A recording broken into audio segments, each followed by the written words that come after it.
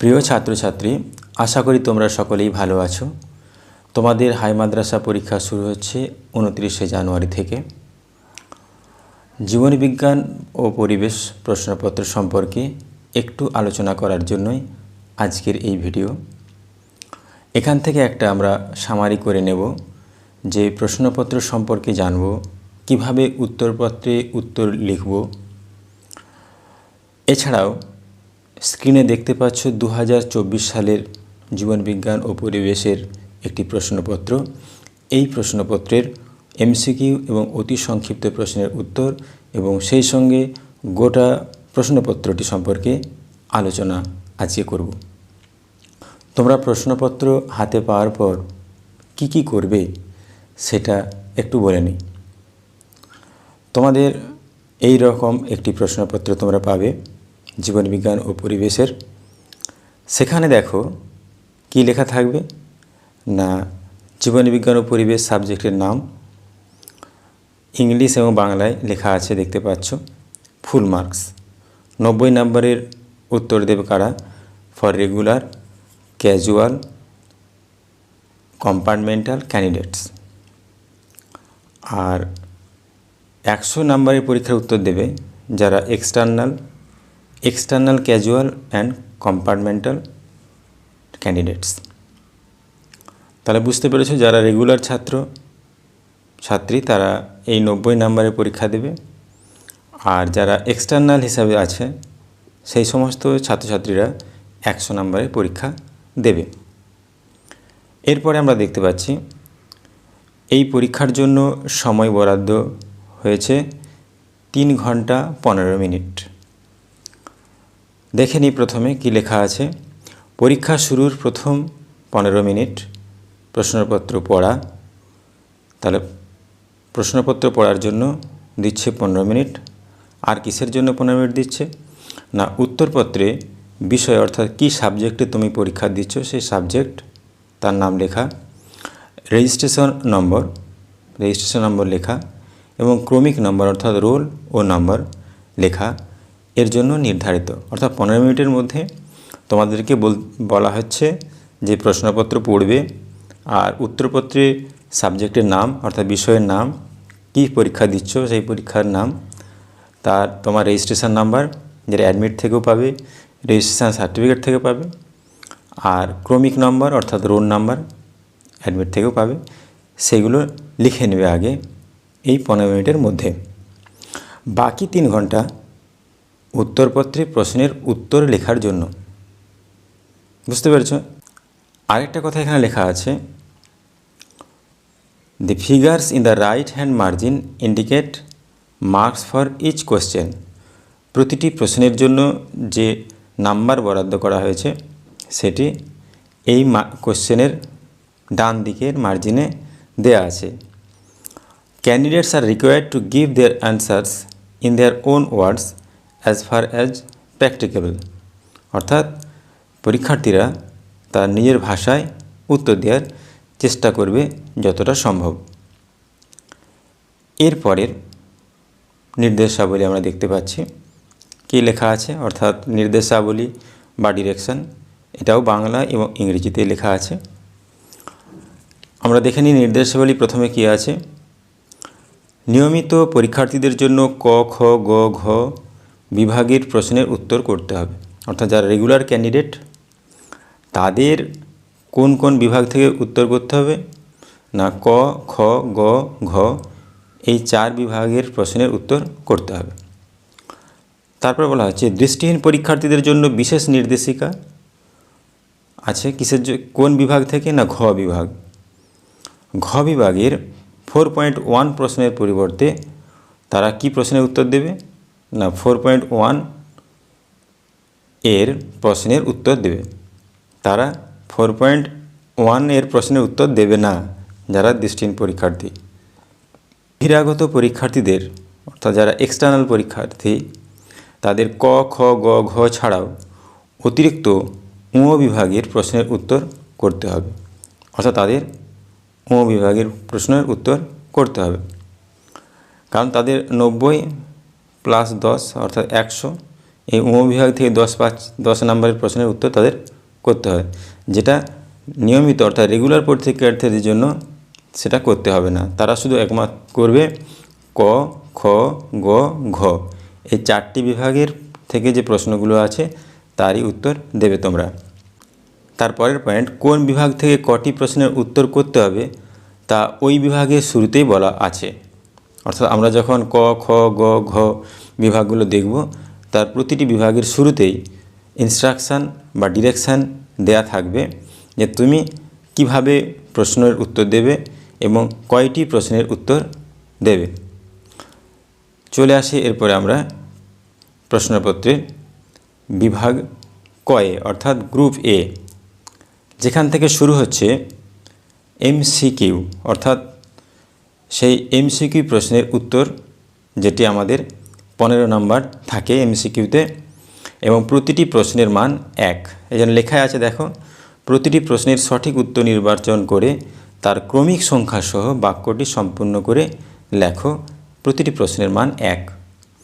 অর্থাৎ এখানে তোমাকে বলছে যে তুমি প্রতিটি প্রশ্নের ক্রমিক নাম্বার দেবে। অর্থাৎ এই যে ক্রমিক নাম্বার কী দেওয়া আছে না, ক্রমিক নাম্বার দেওয়া আছে 1.1, এই যে ক্রমিক নাম্বার, এই ক্রমিক নাম্বার সহ বাক্যটি সম্পূর্ণ করতে হয়। ক্যাকটাসের কাণ্ডকে বলা হয় কি, সেই যেটা উত্তর হবে সেই উত্তরটি তোমাকে লিখতে হবে। ক্যাকটাসের কাণ্ডকে বলা হয়, ধরো সঠিক উত্তর হচ্ছে কি পর্ণকাণ্ড, সিয়ের দাগে, তার ক্যাকটাসের কাণ্ডকে পর্ণকাণ্ড বলা হয়।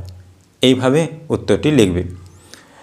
তোমরা এমসিকিউ প্রশ্নের উত্তর লেখার সময় খুব খেয়াল করবে যে প্রশ্নটি ভালো করে পড়বে। এমসিকিউ প্রশ্নের উত্তর দেওয়ার প্রথম শর্তই হচ্ছে যে প্রশ্নপত্রটি সুন্দর করে ভালো করে বুঝে পড়বে, তাহলে দেখবে উত্তর সহজ হবে। না হলে অনেক সময় কি হয় যে জানা প্রশ্নেও উত্তর ভুল হয়, কারণ তাড়াহুড়ো করতে গিয়ে, কারণ তুমি সম্পূর্ণ বাক্যটি না পড়ার জন্য। বাক্যটি শেষ পর্যন্ত পড়তে হবে, কি বলা আছে, অর্থাৎ প্রশ্নটির শেষ পর্যন্ত পড়তে হবে। সেই প্রশ্নটি বোঝার পর যে কি জানতে চেয়েছে, কি উত্তর চাওয়া হয়েছে দিতে পারবে। আর নচেত প্রথমেই দেখে নিচ্ছে যে এটাই বলা হচ্ছে, এই যে ভাবনা হয়ে যাচ্ছে, তখনই তোমার কি হচ্ছে উত্তরে ভুল লেখা হয়ে যাচ্ছে। তখন তুমি দেখবে যে জানা প্রশ্নেও তুমি উত্তর ভুল দিচ্ছ, তখন তোমার কষ্টটা বেশি হবে, সেই সঙ্গে মার্কসও কমে যাবে। আশা করি বুঝতে পেরেছ। খেয়াল রাখবে এমসিকিউ প্রশ্নের উত্তর করার সময় অথবা যে কোনো প্রশ্নের উত্তর করার সময় সবসময় খেয়াল রাখবে প্রশ্নপত্রটি ঠান্ডা মাথায় পড়বে। এমসিকিউ প্রশ্নের উত্তর, প্রথম প্রশ্ন বলা হচ্ছে ক্যাকটাসের কাণ্ডকে বলা হয় পত্রকণ্টক না ভূনিম্নস্থ কাণ্ড না পর্ণকাণ্ড না গ্রন্থিকাণ্ড। তোমাদের দেখো প্রশ্ন বাংলা এবং ইংলিশ এই দুটো ভাষাতেই দেয়া আছে। যখন কোনো বাংলা শব্দ বুঝতে অসুবিধা হবে তোমরা ইংলিশটা দেখে নেবে। তাহলে এখানে কি হচ্ছে, তাহলে প্রথম ক্যাকটাসের কাণ্ডকে বলা হচ্ছে কি, সঠিক উত্তর সি পর্ণকাণ্ড। এরপরের প্রশ্ন, স্থানীয় বৈচিত্র্যের জীববৈচিত্র্যের পক্ষে ক্ষতিকারক বহিরাগত প্রাণী প্রজাতি হলো কি, ল্যান্টানা কামারা, পেরিপ্ল্যানেটা আমেরিকানা, পার্থেনিয়াম হিস্টেরোফোরাস, কচুরিপানা। 4টে দেয়া আছে উত্তর। এই 4টে উত্তরই কিন্তু বহিরাগত প্রজাতি। তাহলে তুমি কোন উত্তরটি ঠিক লিখবে? দেখো প্রশ্নটি ভালো করে দেখো, স্থানীয় জীববৈচিত্র্যের পক্ষে ক্ষতিকারক বহিরাগত প্রাণী, এই যে প্রাণী কথাটা বলা হয়েছে, তার এখানে কিন্তু সবাই প্রাণী নয়। ল্যান্টানা কামারা উদ্ভিদ, কচুরিপানা উদ্ভিদ, পার্থেনিয়াম হিস্টেরোফোরাস উদ্ভিদ, তাহলে প্রাণীটি হচ্ছে পেরিপ্ল্যানেটা আমেরিকানা অর্থাৎ আরশোলা। তাহলে সঠিক উত্তর হচ্ছে কি পেরিপ্ল্যানেটা আমেরিকানা। এরপরে দেখো বলা হচ্ছে অসম্পূর্ণ প্রকটতার ক্ষেত্রে সন্ধ্যামালতী গাছের F2 জনুতে উৎপন্ন গোলাপি ফুলের পরিমাণ কত %? 25, 75, 50, 100। তোমরা জানো যে অসম্পূর্ণ প্রকটতা হচ্ছে কি না মেন্ডেলের যে সূত্র প্রকট এবং প্রচ্ছন্ন সূত্রের ব্যতিক্রম। তাহলে এখানে দেখো গোলাপি ফুল দুটো আলাদা, রেড এবং হোয়াইট, এই দুটো ফুলের সংমিশ্রণ ফুল হচ্ছে গোলাপি। কারণ এখানে প্রকট এবং প্রচ্ছন্ন এই থিওরি মেনটেন না করার জন্যই একটি নূতন বৈশিষ্ট্য আবির্ভাব হয়েছে। এই জন্যই একে বলা হচ্ছে অসম্পূর্ণ প্রকটতা। এখানে সঠিক উত্তর কী হবে না বিয়ের দাগের 50%। কারণ এখানে কি হচ্ছে না ক্যাপিটাল আর রেড কালার নির্ণয়ের জন্য আর স্মল আর সাদা কালার নির্ণয়ের জন্য। তাহলে ক্যাপিটাল আর স্মল আর যখন একসঙ্গে থাকছে তখন দেখা যাচ্ছে সেটা হচ্ছে কি গোলাপি, অর্থাৎ নূতন একটি বৈশিষ্ট্য। এই দুটো গোলাপি অর্থাৎ এটা F1 হলো, তাহলে F2তে কী হবে না দুটো গোলাপি গাছের যখন সংকরণ করা হচ্ছে তখন দেখা যাচ্ছে কি, তখন দেখা যাচ্ছে দেখো এখানে গ্যামেট তৈরি করলেই বুঝতে পারবে, তখন দেখা যাচ্ছে একটি রেড, দুটো গোলাপি আর একটি সাদা। তাহলে এখানে কি হচ্ছে এই চারটি গাছের মধ্যে তাহলে দুটো গাছ গোলাপি, অর্থাৎ গোলাপি ফুল হচ্ছে, তাহলে কি না 50%। তাহলে সঠিক উত্তর কি 50%। এরপরের প্রশ্ন দেখো, সূর্যালোক দ্বারা নিয়ন্ত্রিত উদ্ভিদের সামগ্রিক চলনকে কি বলে? উদ্দীপক এখানে কে না উদ্দীপক এখানে হচ্ছে সূর্যালোক। তাহলে সেই সূর্যালোক দ্বারা নিয়ন্ত্রিত উদ্ভিদের সামগ্রিক চলনকে কি বলবে? ফটোট্রফিক না ফটোন্যাস্টিক না হাইড্রোট্রফিক না ফটোট্যাকটিক? দেখো ফটো মানে আলো, এখানেও আলো কথা বলা হচ্ছে, এখানেও আলো কথা বলা হচ্ছে, শুধু এখানে হাইড্রো মানে জল, তাহলে এটা নয়, আবার এখানেও ফটো বলা হচ্ছে, তাহলে সবই আলো উদ্দীপক, সূর্যালোকের উদ্দীপকের কথাই বলা হচ্ছে। তাহলে এখানে কোনটি সঠিক হবে? ফটোট্রফিক না ফটোন্যাস্টিক না ফটোট্যাকটিক? দেখো এইখানে প্রশ্নটি ভালো করে পড়তে হবে, এই জন্য তাহলেই বুঝতে পারবে যে সূর্যালোক দ্বারা নিয়ন্ত্রিত উদ্ভিদের সামগ্রিক চলন, সামগ্রিক চলন মানে পুরো উদ্ভিদের দেহটায় এক স্থান থেকে অন্য স্থানে চলে যাবে, অর্থাৎ এক প্রকার গমন। তাহলে যখন সামগ্রিক চলন হবে তখন তাকে আমরা বলি ট্যাকটিক চলন। তাহলে আলো যেহেতু এখানে উদ্দীপক, তাহলে সেই ট্যাকটিক চলন কী ট্যাকটিক চলন হবে না ফটোট্যাকটিক। তাহলে সঠিক উত্তর কি ফটোট্যাকটিক। এরপরের প্রশ্ন আমরা চলে আসি, ক্রোমোজোম দেখো বলা হচ্ছে ভি এবং এল আকৃতির ক্রোমোজোম দেখতে লাগবে, অর্থাৎ ভি আকৃতি, অর্থাৎ এখানে সেন্ট্রোজোম আছে, এই যে ভি আকৃতি হয়ে গেছে, এল আকৃতি এখানে সেন্ট্রোজোম আছে। তাহলে এই যে আকৃতির ক্রোমোজোম হবে, তোমরা জানো যে 4 রকমের ক্রোমোজোম আছে সেন্ট্রোমিয়ারের অবস্থান অনুযায়ী, কি না অ্যাক্রোসেন্ট্রিক, টেলোসেন্ট্রিক, সাবমেটাসেন্ট্রিক, মেটাসেন্ট্রিক। তাহলে এই আকৃতি দেখেই বুঝতে পারছো কোন ক্রোমোজোম কোনটি। তাহলে এখানে দেখো 4টে বলা হচ্ছে ক্রোমোজোমের আকৃতি কোষ বিভাজনের মাইটোটিক ফেজের যে 4টে উপদশা আছে, কোন উপদশায় এই আকৃতির ক্রোমোজোম আমরা দেখতে পাবো? প্রোফেজ দশায় না অ্যানাফেজ দশায় না মেটাফেজ দশায় না টেলোফেজ দশায়? সঠিক উত্তর সি, অ্যানাফেজ দশায়। এরপরের প্রশ্ন দেখো বলা হচ্ছে বায়ু দূষণের সঙ্গে সংশ্লিষ্ট রোগ। বায়ু দূষণের ফলে কী রোগ হয়? দেখো ব্রঙ্কাইটিস হাঁপানি, টাইফয়েড ডায়রিয়া না হাঁপানি বধিরতা না ব্রঙ্কাইটিস টাইফয়েড? দেখো এখানে ব্রঙ্কাইটিস হাঁপানি এটা বায়ু দূষণের রোগের কথা বলা হয়েছে, টাইফয়েড ডায়রিয়া এখানেও একটা রোগের কথা বলা হয়েছে, এটা কিন্তু জল দূষণের ফলে। আবার দেখো ব্রঙ্কাইটিস টাইফয়েড জল দূষণ এবং বায়ু দূষণ দুটোই বলা হয়েছে একসঙ্গে। আবার দেখো এখানে হাঁপানি, বায়ু দূষণ এবং বধিরতা একটা রোগ, সেই ধরনের রোগের কথা বলা হয়েছে। তাহলে সঠিক উত্তর কী হবে? এ, ব্রঙ্কাইটিস হাঁপানি, এই দুটি রোগই হচ্ছে কি বায়ু দূষণের ফলে সংঘটিত হয়। এর পরের প্রশ্ন দেখো, কর্কোদ্গম পদ্ধতি দ্বারা অযৌন জনন সম্পাদনকারী প্রাণীটি হলো। তোমরা জানো অযৌনের অনেক রকম টাইপ আছে, তার মধ্যে কর্কোদ্গম এখানে তোমরা জানো কর্কোদ্গম আছে, খণ্ডীভবন আছে, পুনরুৎপাদন আছে, এই রকম বিভিন্ন প্রকারের অযৌন জনন আছে। এখানে কর্কোদ্গম বা বার্ডিং, এই অযৌন জননটি সম্পাদনকারী প্রাণীটির নাম জিজ্ঞেস করা হয়েছে। কোনটি? ইস্ট, শৈবাল, না অ্যামিবা, না হাইড্রা? সঠিক উত্তর কী হবে? হাইড্রা। কেন না, প্রাণীর কথা বলা হয়েছে, এই জন্য হাইড্রা। যদি এরকম কোশ্চেন থাকতো যে কর্কোদ্গম পয় দ্বারা অযৌন সম্পাদন করে জীবের নাম হলো, তখন ইস্টও হতো, কারণ ইস্ট প্রাণী নয়, এই জন্যই হাইড্রা প্রাণী, তাই জন্য এই প্রশ্নের সাপেক্ষে এটি হয়েছে। নাহলে ইস্ট এবং হাইড্রা দুটিই কর্কোদ্গম পদ্ধতি দ্বারা অযৌন সম্পন্ন করে। ক্লিয়ার? বুঝতে পেরেছ? এরপরে প্রশ্ন আমরা চলে আসি, ডায়াবেটিস ইনসিপিডাস রোগের কারণ কি? তোমরা জানো ডায়াবেটিস ইনসিপিডাস আর একটা আছে ডায়াবেটিস মেলিটাস। তাহলে এখানে ডায়াবেটিস ইনসিপিডাস যেটা বহুমূত্র রোগ বলা হয়, সেটা কিসের জন্য? ইনসুলিনের কম ক্ষরণ, না এডিএইচের কম ক্ষরণ, না ইনসুলিনের অধিক ক্ষরণ, না এডিএইচের অধিক ক্ষরণ? সঠিক উত্তর এডিএইচের কম ক্ষরণ। তাহলে আর ডায়াবেটিস মেলিটাস হচ্ছে ইনসুলিনের কম ক্ষরণ। ডায়াবেটিস মেলিটাস যেটাকে বলা হয় মধুমেহ। এরপরের প্রশ্ন, সমবৃত্তীয় অঙ্গের বৈশিষ্ট্যটি হল? সমবৃত্তীয় অঙ্গ উৎপত্তিগত গঠনগতভাবে এক, না অপসারী বিবর্তনকে নির্দেশ করে, না উৎপত্তিগতভাবে ভিন্ন এবং কাজও ভিন্ন, না উৎপত্তিগতভাবে ভিন্ন কিন্তু কাজ একই?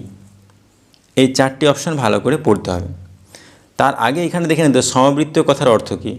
সমবৃত্তীয় মানে সম মানে সমান, বৃত্তীয় মানে কাজ, অর্থাৎ একই প্রকার কাজ করে।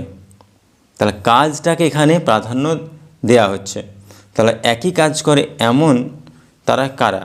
যেমন তোমাকে একটা উদাহরণ বলছি, পাখি ওড়ে, আবার প্রজাপতিও ওড়ে। তাহলে এই যে প্রজাপতি উড়ছে, পাখি উড়ছে, দুজনের কাজ কিন্তু একই, উড়তে সাহায্য করছে, এক স্থান থেকে অন্য স্থানে যেতে সাহায্য করছে। তাহলে আমার এখানে প্রশ্নই তো আছে সমবৃত্তীয় অঙ্গ, কাজের কথা বলা হয়েছে। দেখো কাজ এক, তাহলে ডি এর দাগের সঠিক উত্তর, অর্থাৎ উৎপত্তিগতভাবে ভিন্ন কিন্তু কাজ একই। কারণ পাখির ডানার যে উৎপত্তি আর প্রজাপতির ডানার উৎপত্তি কিন্তু সেম নয়। এরপরের প্রশ্ন চলে আসি, মানুষের অটোজমে থাকা জিন দ্বারা নিচের কোনটি নিয়ন্ত্রিত হয় না? অর্থাৎ অটোজম দ্বারা নিয়ন্ত্রিত হয় না মানে আর কি ক্রোমোজোম আছে? মানুষের সেক্স ক্রোমোজোম। তাহলে সেক্স ক্রোমোজোম দ্বারা নিয়ন্ত্রিত হয়, এটা মাথায় রাখতে হবে আমাকে।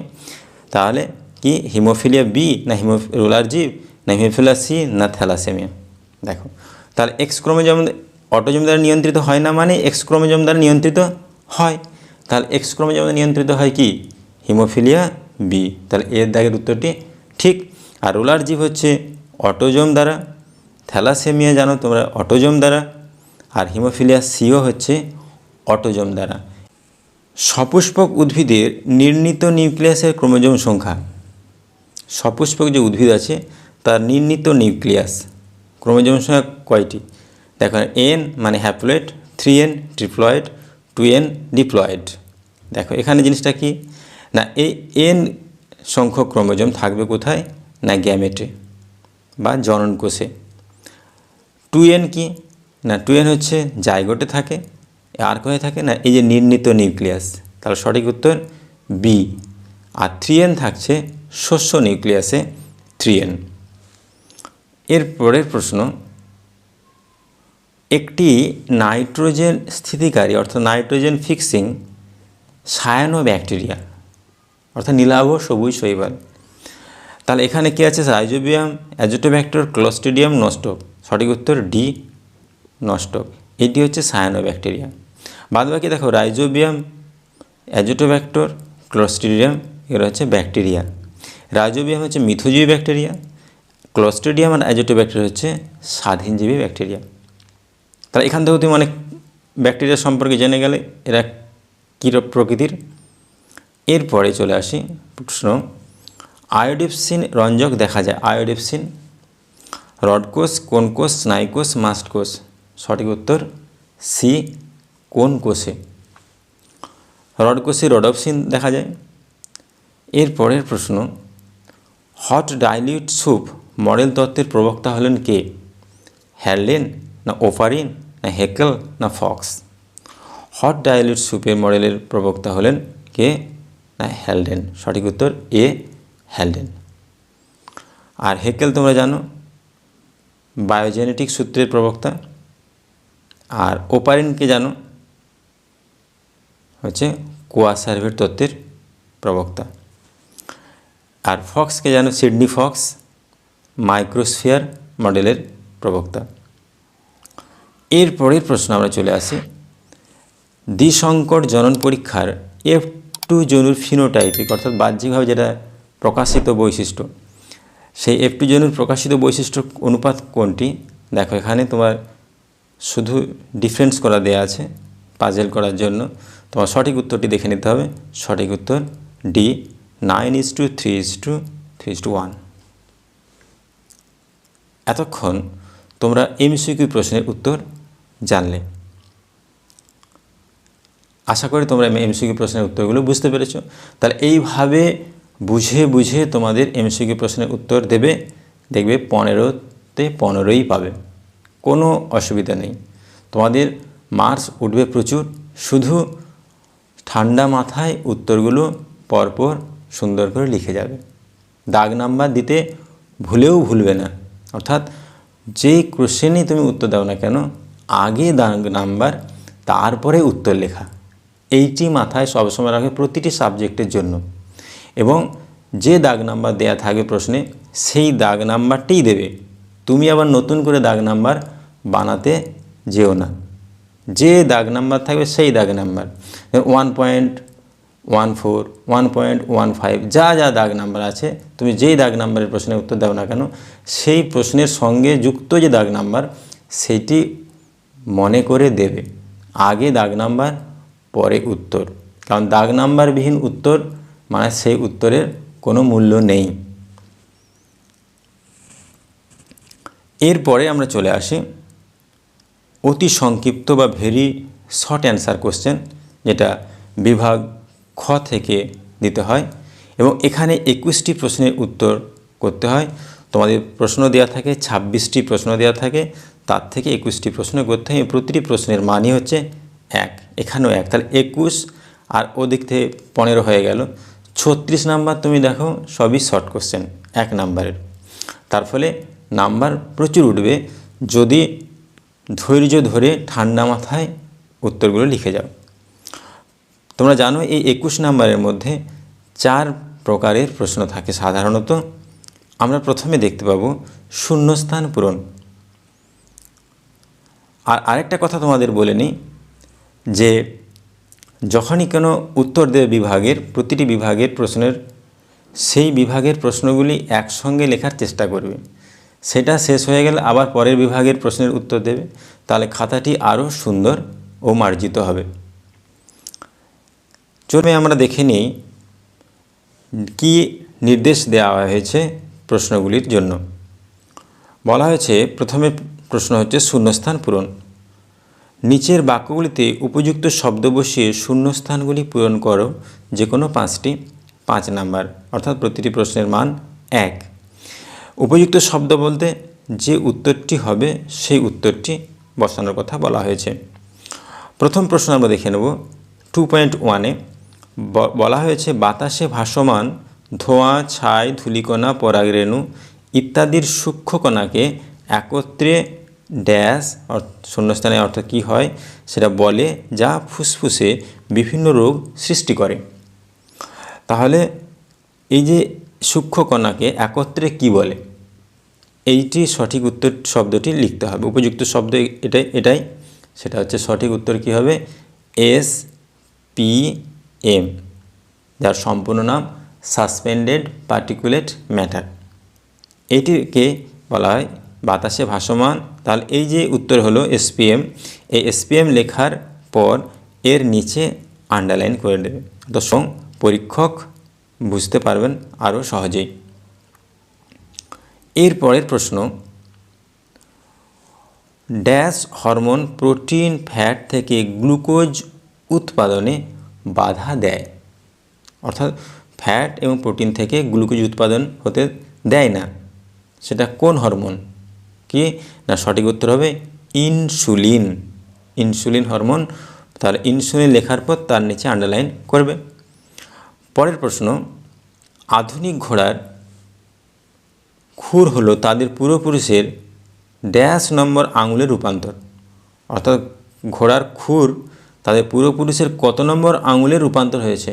সঠিক উত্তর কী হবে? 3 নম্বর। 3 নম্বর আঙুল খুরে রূপান্তরিত হয়েছে, অর্থাৎ 3 লেখার পর নিচে আন্ডারলাইন করবে। এইভাবে শূন্যস্থান পূরণের উত্তরগুলো করবে এবং দাগ নাম্বার তো আগে দেবে অবশ্যই, যেমন 2.4, তাহলে 2.4 আগে দেবে, তারপরে এই সেন্টেন্সটি লিখবে, তারপরে এখানে যে শূন্যস্থান হবে সেই শব্দটি লিখবে। তাহলে উদ্ভিদ কোষে সাইটোকাইনেসিস ড্যাশ গঠনের মাধ্যমে অনুষ্ঠিত হয়। কিসের মাধ্যমে? না, সঠিক উত্তর হবে কি? কোষপাত। কোষপাত। তাহলে কোষপাত লেখার পর আন্ডারলাইন করবে। এর পরের প্রশ্ন বলা হচ্ছে, মটর গাছের ভিন্ন ভিন্ন ড্যাশ একই ফিনোটাইপ দেখাতে পারে। কি না, মটর গাছের ভিন্ন ভিন্ন জিনোটাইপ একই ফিনোটাইপ, অর্থাৎ জিনোটাইপ ভিন্ন ভিন্ন জিনোটাইপ, অর্থাৎ জিনোটাইপ আলাদা আলাদা হতে পারে, পৃথক পৃথক হতে পারে, কিন্তু ফিনোটাইপ একই রকম হতে পারে। তাহলে এখানে সঠিক উত্তর হবে কি? জিনোটাইপ। যেমন ধরো ক্যাপিটাল টি, আবার ক্যাপিটাল টি, স্মল টি। দেখো এদের জিনোটাইপ কিন্তু ভিন্ন, কিন্তু ফিনোটাইপ দুজনই লম্বা গাছ। বুঝতে পেরেছ? এর পরের প্রশ্ন, মায়োলিন আবরণী গঠনে সাহায্য করে ড্যাশ। মায়োলিন আবরণী গঠন করতে সাহায্য করে কে? নিউরোগ্লিয়া। সঠিক উত্তর হবে কি? নিউরোগ্লিয়া। নিচের বাক্যগুলি ঠিক অথবা ভুল নিরূপণ করো যে কোনো 5টি, অর্থাৎ নাম্বার। তাহলে আগে আমরা প্রশ্নের দাগ নাম্বার দেব উত্তরপত্রে, 2.7। তারপরে এই বাক্যটি লিখব, বাক্যটি লেখার পর লিখব হাইফেন দিয়ে ঠিক অথবা ভুল। তাহলে প্রথমে কি বলা হয়েছে? নাইট্রোজেন চক্রের অ্যামোনিফিকেশন পর্যায়ে অ্যামোনিয়া কতগুলি ব্যাকটেরিয়ার সাহায্যে নাইট্রাইট ও নাইট্রেটে রূপান্তরিত হয়। কথাটি ভুল। এর পরের প্রশ্ন, মানুষের লিঙ্গ নির্ধারণে স্ত্রীর কোনো ভূমিকা নেই। কথাটি ঠিক, কারণ স্ত্রী একই প্রকৃতির ডিম্বাণু তৈরি করে। সেই ডিম্বাণুতে এক্স প্রকৃতির, অর্থাৎ এক্স ক্রোমোজোম থাকে একই প্রকার, কিন্তু যখন পুরুষ শুক্রাণু তৈরি করে তখন কিন্তু 2 রকমের শুক্রাণু তৈরি হয়। একটি এক্স যুক্ত আর একটি হয় ওয়াই। একটি এক্স একটি ওয়াই। তার ফলে পুরুষ এখানে লিঙ্গ নির্ধারণের ভূমিকা গ্রহণ করছে, কিন্তু স্ত্রী গ্রহণ করছে না, যেহেতু সে একই প্রকৃতির ডিম্বাণু তৈরি করছে। এর পরের প্রশ্ন, উদ্ভিদের একটি নাইট্রোজেনবিহীন, নাইট্রোজেন থাকবে না, প্রাকৃতিক হরমোনের উদাহরণ হলো সাইটোকাইনিন। কথাটি কি না, কথাটি ভুল, কারণ এটি নাইট্রোজেনবিহীন প্রাকৃতিক হরমোন নয়। এর পরের প্রশ্ন, মানব বিকাশের শেষ দশা হলো কোষ বিভেদন। মানব বিকাশের শেষ দশা হলো কোষ বিভেদন। কথাটি ভুল, কারণ তোমরা জানো বিকাশের শেষ দশা হলো কোষ বিভেদন নয়, এই কোষ বিভেদনটা হচ্ছে বৃদ্ধির শেষ দশা। এর কারণ বৃদ্ধি 3 পর্যায়ে সংগঠিত হয়, 3টে স্টেপ। এরপরে প্রশ্ন, অ্যাসিড বৃষ্টির কারণ হলো বায়ু দূষণের ফলে সৃষ্ট সালফার ডাইঅক্সাইড ও নাইট্রোজেন ডাইঅক্সাইড। কথাটি ঠিক। এরপরের প্রশ্ন, প্রাকৃতিক নির্বাচন পদ্ধতি হল ডারউইনের বিবর্তনের তত্ত্বের মূল প্রতিপাদ্য। সঠিক, ঠিক। এর পরের প্রশ্ন আমরা চলে আসি, বলা হয়েছে ক স্তম্ভের সঙ্গে খ স্তম্ভ মেলানো। বলা হয়েছে ক স্তম্ভে দেওয়া শব্দগুচ্ছের সহিত খ স্তম্ভে দেওয়া সর্বাপেক্ষা উপযুক্ত শব্দটির সমতা বিধান করে তারপরে উভয় স্তম্ভের ক্রমিক নম্বর সহ উল্লেখ করে জোড়টি পুনরায় লিখতে হবে, যে কোনো 5টি। এইভাবে উত্তর দেবে। অর্থাৎ আগে তুমি লিখবে প্রশ্নটি 2.13 উত্তরপত্রে, লেখার পর রেণু মাতৃকোষে অনুষ্ঠিত কোষ বিভাজন পদ্ধতি হলো এটা লিখবে। লেখার পর হাইফেন দিয়ে এখানের যে উত্তরটি হবে, ধরো কথা দ্বারাই সাপোজ বি এর দাগের হলো, তাহলে বি লিখলে, বি লেখার পর তারপরে এই যে বি আছে, এই যে নিউ মেটাফোর, তাহলে বি নিউ মেটাফোর লিখবে। এইটি হচ্ছে সঠিক নিয়ম। তারপরে আবার 2.14 এটা লিখবে, তার সাপেক্ষে যে উত্তরটি হবে সেই উত্তরে যে ধরো সি যদি হয় তাহলে সি লিখবে, তারপরে তার উত্তর এটা লিখবে। এইভাবে ম্যাচিংটি করবে। তাহলে ম্যাচিংয়ের উত্তরটা আমরা জেনে নিয়ে পরে প্রথমে আছে রেণু মাতৃকোষ অনুষ্ঠিত কোষ বিভাজন পদ্ধতি হলো কি, এর সঙ্গে কী মিলবে তাহলে? রেণু মাতৃকোষ অনুষ্ঠিত কোষ বিভাজন অর্থাৎ কি মিওসিস কোষ বিভাজন, মিওসিস কোষ বিভাজন। তারপর কি আছে না ভূগর্ভস্থ জলের পুনর্নবীকরণ এর স্থান হলো কি না, এখানে আমরা অপশানগুলো দেখে নিই, একসঙ্গে দেখা যাচ্ছে না পুরোটাই। দেখো জলাভূমি, জলাভূমি। তারপর কি আছে 2.15 অ্যালিল, একই জিনের বিভিন্ন রূপ কি হবে অ্যালিল, তাহলে এটার সঙ্গে এটা ম্যাচিং হবে। তারপর আছে এক্সটেনসর পেশির উদাহরণ কি হবে না হাতের ট্রাইসেপস, এই যে এইচ ট্রাইসেপস, তাহলে এটা লিখবে, তারপরে লেখার পর হাইফেন দেবে, তারপরে এইচে দাগ দেবে, তারপর ট্রাইসেপস লিখবে। তারপরে আছে সুন্দরী গাছের শারীরবৃত্তীয় অভিযোজন, সুন্দরী গাছের শারীরবৃত্তীয় অভিযোজন কী হবে না নিউ ম্যাটাফোর আগে আমরা পেয়েছি বিয়ের দাগে। তারপর আছে কি 2.18 কুলির অ্যানিমিয়া রোগের অপর নাম কি না বিটা থ্যালাসেমিয়া, দেখো এখানে আছে বিটা থ্যালাসেমিয়া। এরপরে আমরা চলে আসছি একটি শব্দে বা একটি বাক্যে উত্তর দাও যে কোনো 6টি 6 নাম্বার। তাহলে এখানে চলে আসছে কি বলা হচ্ছে, প্রথম প্রশ্ন 2.19 পতঙ্গভোগ উদ্ভিদে কোন ধরনের চলন দেখা যায়, তাহলে কি উত্তর হবে? তাহলে প্রশ্ন আগে দাগ নাম্বার দেবে, তারপর উত্তর লিখবে যে পতঙ্গভোগ উদ্ভিদে কেমোন্যাস্টিক চলন দেখা যায়, এটি হচ্ছে সঠিক উত্তর। এইভাবে উত্তরটা লিখবে। তারপরে আছে ডিউটেরানোপিয়া কি, ডিউটেরানোপিয়া হচ্ছে সবুজ বর্ণান্ধতা। পরের প্রশ্ন উদ্ভিদের একটি নিষ্ক্রিয় অঙ্গের উদাহরণ দাও। উদ্ভিদে আমরা বেশিরভাগ এটা কি প্রাণীর মানুষের নিষ্ক্রিয় অঙ্গের কথাটাই বেশি যেন আমাদের মাথায় থাকে। উদ্ভিদের একটি নিষ্ক্রিয় অঙ্গের নাম এটা মাথায় রাখতে হবে আদার শল্কপত্র, আদা দেখেছ, তার উপরে ছালের মতো আছে দ্যাট শল্কপত্র। এছাড়া আম কাজু ইত্যাদির স্টামিনোড, এইগুলো হচ্ছে কি না নিষ্ক্রিয় অঙ্গ। এরপরে আছে কোন ধরনের দুটি ক্রোমাটিডের মধ্যে ক্রসিং ওভার সংঘটিত হয়, সংঘটিত হবে কোন ক্রোমাটিডের মধ্যে ক্রসিং ওভার নন সিস্টার ক্রোমাটিড। তারপর প্রশ্ন আছে সিঙ্গালিলা জাতীয় উদ্যানের সংরক্ষিত একটি বিপন্ন প্রাণীর নাম কি না সিঙ্গালিলা জাতীয় উদ্যানের সংরক্ষিত বিপন্ন প্রাণীর নাম হচ্ছে রেড পান্ডা। আবার অনেক সময় রেড পান্ডার সায়েন্টিফিক নামও জিজ্ঞেস করা হয়। এরপরের প্রশ্ন সহযোগী নিউরনের অবস্থান কোথায়, না সহযোগী নিউরনের বা অ্যাডজাস্টার নিউরনের অবস্থান হচ্ছে কেন্দ্রীয় স্নায়ুতন্ত্রে। তারপরের প্রশ্ন বলা হচ্ছে দেখো শিম্পাঞ্জির তীক্ষ্ণ দাঁতের নাম লেখো, তীক্ষ্ণ দাঁত ধারালো একদম শার্প টিথ ক্যানাইন। পরের প্রশ্ন ক্লাসিক হিমোফিলিয়া রোগের কারণ কি, কারণ হচ্ছে ফ্যাক্টর 8 এর অভাব, এই ফ্যাক্টর 8 অভাবের ফলে কি ক্লাসিক হিমোফিলিয়া হয়। এরপরে দেখো আমরা চলে আসছি বিভাগ গ বা গ্রুপ সি। দেখো এখানে কি বলা হয়েছে নিচের 17টি প্রশ্ন থেকে যে কোনো 12টি প্রশ্নের উত্তর 2 বা 3টি বাক্যে লিখতে হবে, প্রতিটি প্রশ্নের মান 2, 12টি অর্থাৎ 17টি থেকে তোমার যে কোনো 12টি চুজ করে নিতে হবে। তোমাকে দেখতে হবে যে কোন প্রশ্নগুলো সহজে উত্তর দেওয়া যাচ্ছে এবং সেগুলো অতি সংক্ষেপে লেখা যায় এবং সহজেই নাম্বার কাটা যাবে না, এরকম চুজটাও একটা তোমার একটা নাম্বার বাড়ানোর কৌশল। অর্থাৎ তুমি কী ধরনের প্রশ্ন চুজ করছো সেটাও কিন্তু একটা ফ্যাক্টর, তারপর তোমার নাম্বার বাড়বে। এইভাবে তোমাদের আগে প্রশ্নপত্র পাওয়ার পর দেখে নিতে হবে যে আমি কোন ধরনের প্রশ্নটি চুজ করব। তাহলে 17টির মধ্যে 12টি প্রশ্নের উত্তর তোমাকে দিতে হবে। প্রথমে দেখো এখানে লেখা আছে যে অ্যামাইটোসিস কোষ বিভাজনের 2টি বৈশিষ্ট্য লেখো। তাহলে তুমি 3.1 দাগ দিলে, দাগ নাম্বার উত্তরপত্রে লিখলে, লেখার পর সেখানে অ্যামাইটোসিস কোষ বিভাজনের 2টি বৈশিষ্ট্য হলো এই কথা বলে নিচের পরপর লিখবে যে 1-2 পয়েন্ট দিয়ে যে এটি হচ্ছে অ্যামাইটোসিসের কোষ বিভাজনে নিউক্লিয়াস সরাসরি বিভক্ত হয়, এখানে কোনো বেমতন্তু গঠিত হয় না। এইভাবে যে তোমার বৈশিষ্ট্যগুলো আছে সেটা দুটো বৈশিষ্ট্য 2 নাম্বার।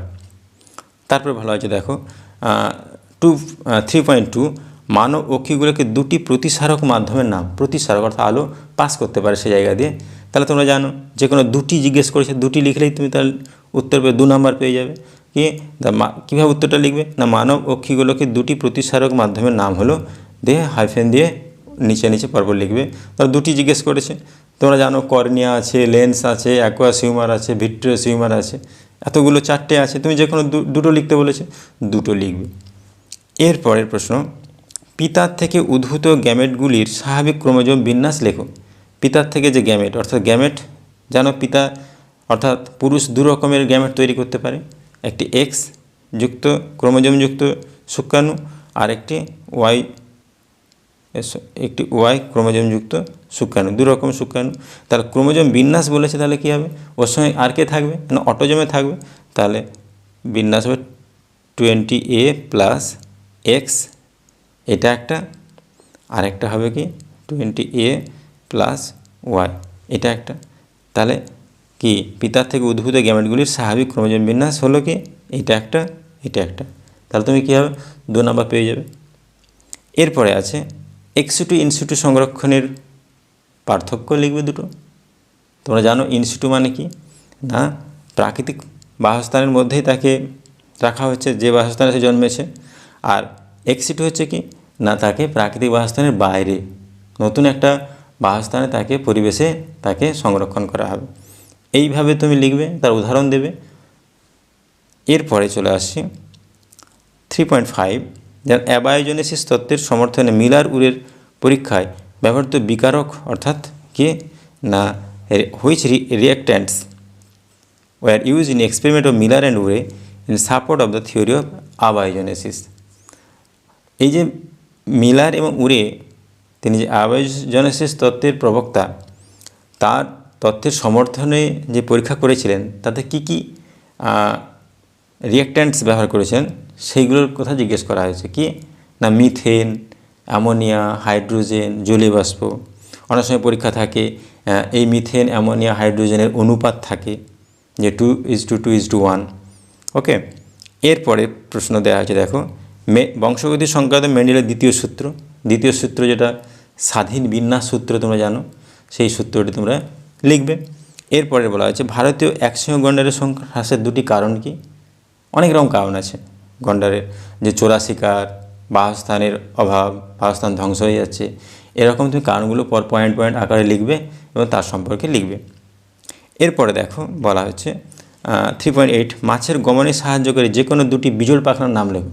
2টি বিজোড় পাখনা, শুধু বিজোড় পাখনা জানতে চেয়েছে, কারণ তোমরা জানো মাছের জোড় বিজোড় 2টো পাখনা আছে, 2 প্রকৃতির পাখনা আছে। তাহলে বিজোড় পাখনা কারা না, পৃষ্ঠ পাখনা, পুচ্ছ পাখনা, পায়ু পাখনা। অর্থাৎ প দিয়ে যে পাখনাগুলো আছে সেই পাখনাগুলো সব বিজোড়, আর শ্রোণী পাখনা আর বক্ষ পাখনা এরা হচ্ছে জোড় পাখনা। তাহলে এখানে তোমাকে জিজ্ঞেস করেছে 2টো বিজোড় পাখনা, তা বিজোড় পাখনার নাম লিখবে পৃষ্ঠ পাখনা, পুচ্ছ পাখনা আর পায়ু পাখনা। তা 2টি বিজোড় পাখনার কথা বলে 2টি লিখবে, 3টি জানলে। এরপরে বলা আছে অ্যালোজোম, অটোজোম। তোমরা জানো অ্যালোজোম অটোজোম কি না, অ্যালোজোম হচ্ছে সেক্স ক্রোমোজোমের অপর নাম, আর অটোজোম হচ্ছে অটোজোম। তাহলে এইটা তুমি জানবে যে অটোজোমের কাজটা কি আর অ্যালোজোমের কাজ কি। তাহলে এইভাবেই উত্তরটা লিখবে, পার্থক্য হয়ে পাবে। এরপরের প্রশ্ন দেখো, বিবর্তনের ক্ষেত্রে ব্যবহার অব্যবহার সূত্র কে বলেছেন, ল্যামার। তাহলে ব্যবহার, কোনো অঙ্গ তুমি ব্যবহার করছে সে, তার ফলে কি হবে, আর অব্যবহার করলে কি হবে, সেই সূত্রটা সম্পর্কে তোমরা লিখবে।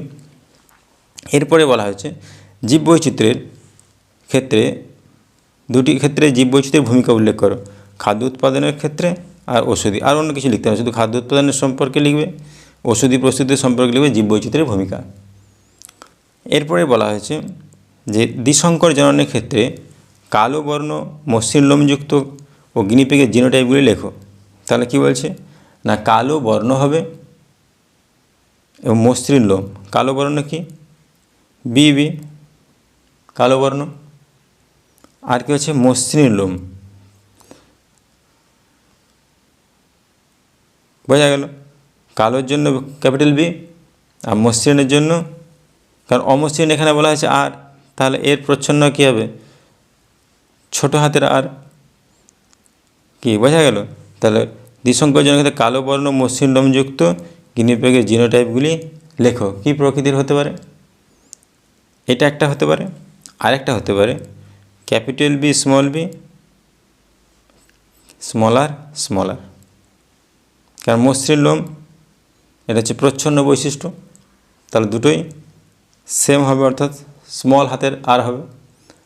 তাহলে বুঝতে পারছো, একটি হবে ক্যাপিটাল বি স্মল আর, একটি হবে ক্যাপিটাল বি স্মল আর, এই দুটি জিনোটাইপ। এরপরের প্রশ্ন দেখো, অন্তর্বাহী স্নায়ু বহির্বাহী স্নায়ু দুটি পার্থক্য। তাহলে অন্তর্বাহী স্নায়ু কী আর বহির্বাহী স্নায়ু জানো।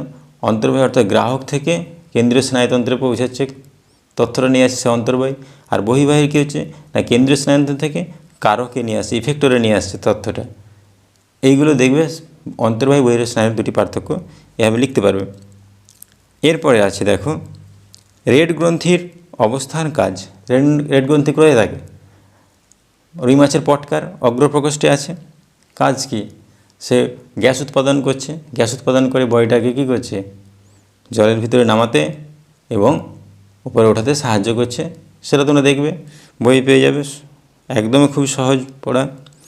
এরপরে দেখো কোষচক্রের দুটি গুরুত্ব, কোষচক্র দুটি গুরুত্ব তোমরা লিখবে।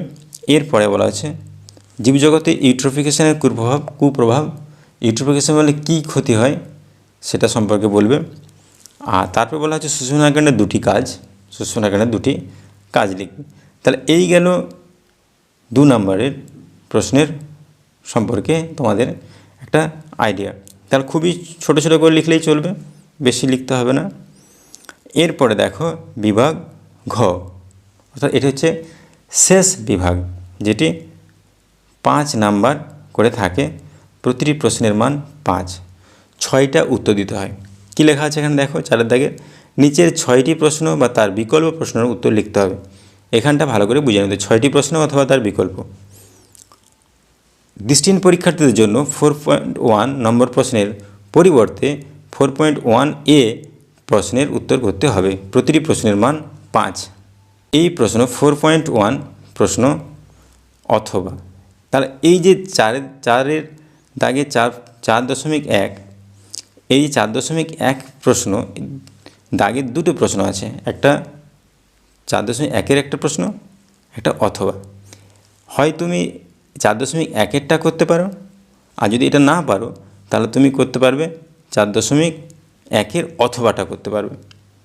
এই একই দাগের 4.1 দাগের যে এটাও আমি করলাম এটাও করলাম দিয়ে এভাবে আমি 6টা প্রশ্নের উত্তর দেব, সেটা কিন্তু নয়।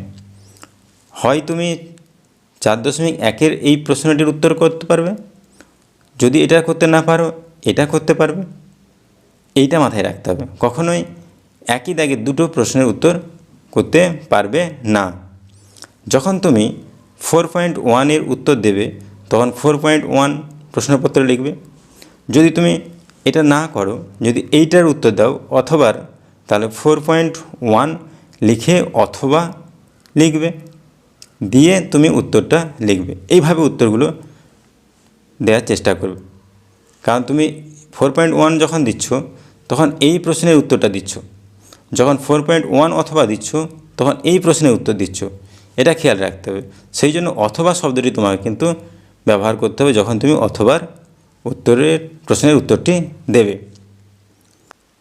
তাহলে এখানে বলা হয়েছে দৃষ্টিহীনদের জন্য 4.1 প্রশ্ন এটা, অথবা এটা দৃষ্টিহীনদের জন্য, এটা কিন্তু সবার জন্য নয়। পরে এখান থেকে 4.2 থেকে সবার জন্যই দেখো 4.2 কী আছে, শব্দ দূষণের দুটি কারণ উল্লেখ করো, পরিবেশগত কী কী কারণে মানুষের ক্যান্সার হতে পারে।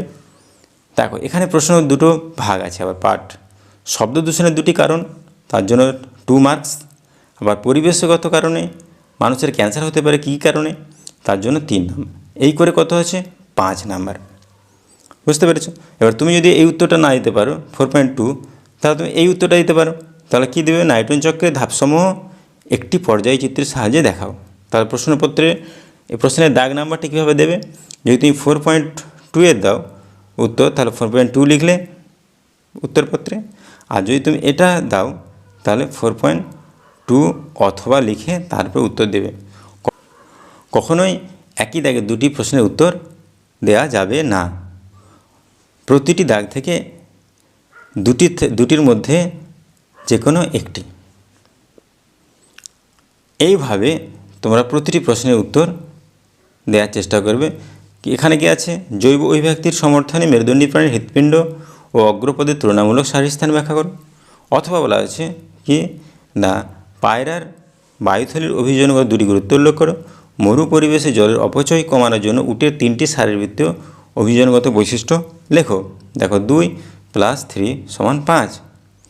এরপরে দেখো পরের প্রশ্ন বলা হচ্ছে সাইনোভিয়াল সন্ধি বলতে কী বোঝো, উদাহরণ দাও, মানুষের দ্বিপদগমন পদ্ধতি সংক্ষেপে বর্ণনা করো। দেখো নাম্বারের বিভাজন বুঝতে পারছো, তাহলে এটা একটা লেখার পর তারপর আবার কিছুটা জায়গায় ছেড়ে আবার এইটার সম্পর্কে লিখবে। এরপরে দেখো অথবাতে দেওয়া আছে কি না, যৌনজন অযৌনজনের 3টি পার্থক্য লেখো। ইতর পরাগযোগ পদ্ধতির 2টি অসুবিধা লেখো। তাহলে এই যৌনজন অযৌনজন পার্থক্য 3টি পার্থক্যের জন্য দেখো 3 নাম্বার, আর ইতর পরাগযোগের পদ্ধতির 2টি অসুবিধার জন্য দেখো 2 নাম্বার। তাহলে প্রতিটি প্রশ্নের উত্তর আলাদা আলাদাভাবে লিখবে। এরপরের প্রশ্ন 4.5-এ দেখো মটর গাছের ক্ষেত্রে মেন্ডেলের এক সংকোচন পরীক্ষাটি চেকার বোর্ডের সাহায্যে বর্ণনা করো, 5 নাম্বার।